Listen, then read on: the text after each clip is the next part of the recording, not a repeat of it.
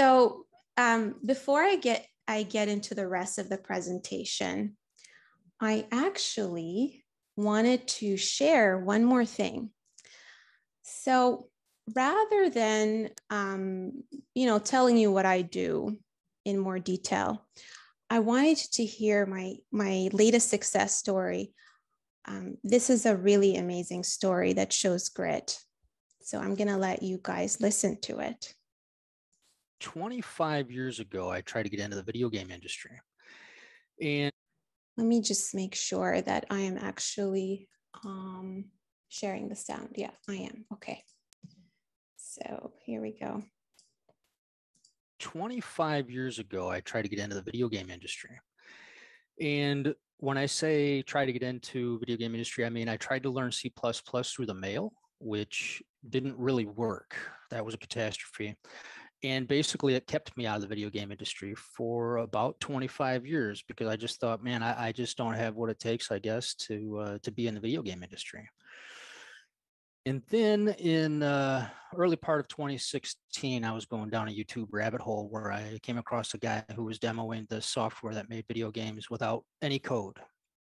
And I thought, wow, here's my chance to get back into, my passion for the video game industry never left, but here's my chance. And so I dove all in on that software. And I eventually even was hired by that company to teach their software. And, after working with a few clients, I realized that if I was going to solidify my transition into the industry, I was going to need to fund and lead a team myself. And so, I set out on a quest to create a mobile game with such high quality that Apple would feature it. That was the goal, build an Apple feature.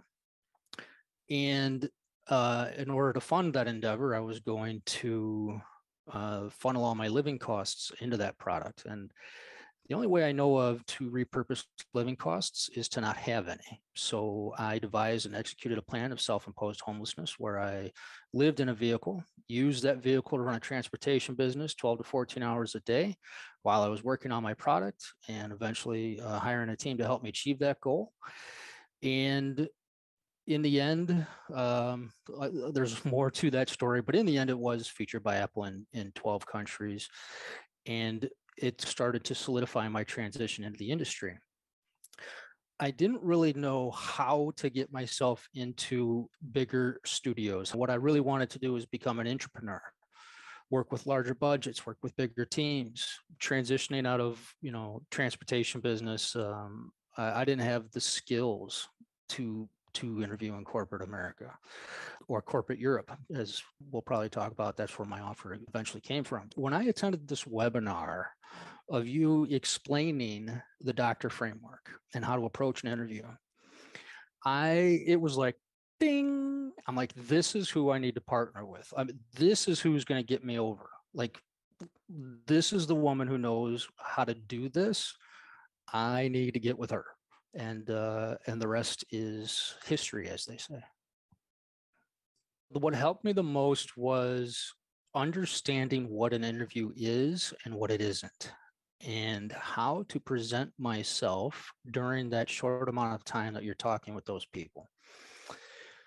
That was probably the biggest thing that got me into second rounds and third rounds and fourth rounds and all those. It was how to establish myself as an authority on the type of roles that I was, trying to apply to, and also how to handle those questions in the interviews of tell me about a time when you XYZ. Oh, well, like that was usually my response until I worked with you. How did the program help you with your confidence? Anybody that knows me probably knows that I don't have a problem with confidence. However, I've literally got a badge in my wallet about imposter syndrome. I think I'm the captain of several squads of imposter syndrome squads. And so working with you, working with the community that you've built, working inside the framework, the program that you've built, it really helped me realize that I do know what I'm talking about. I can help these people. And, eventually I found exactly the right people that I could help. I couldn't be happier, man. I found an outstanding studio. It's one of the top studios in the world, period. And as the first U.S. hire there, I feel a little bit of pride in that. If I keep going on all that, I'm probably going to tear up because you've changed my life, period. I mean, I knew what I wanted to do. I had an idea of how to get there, but I was still lost. I was just lost in a fog of corporate America, not knowing how to present myself, not knowing how to interview and all that. And with your help, changed my life because now I'm going to work for exactly the kind of people I want to be working with, and it's amazing. It's one of those fairy tale endings, you could say.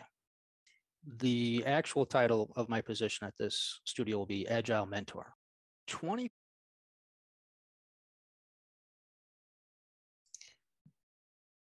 That's a very special story to me because when Heath came to me and he talked about how passionate he was, you know, around building the game and how he got to the point where he was homeless and he was running a trucking business, I said to myself, I got to help this guy. He's amazing. And when he got that offer, it's actually in Portugal, and it was his dream to become a Scrum Master because he's never had the official title. So, it was just amazing that he got there. So I hope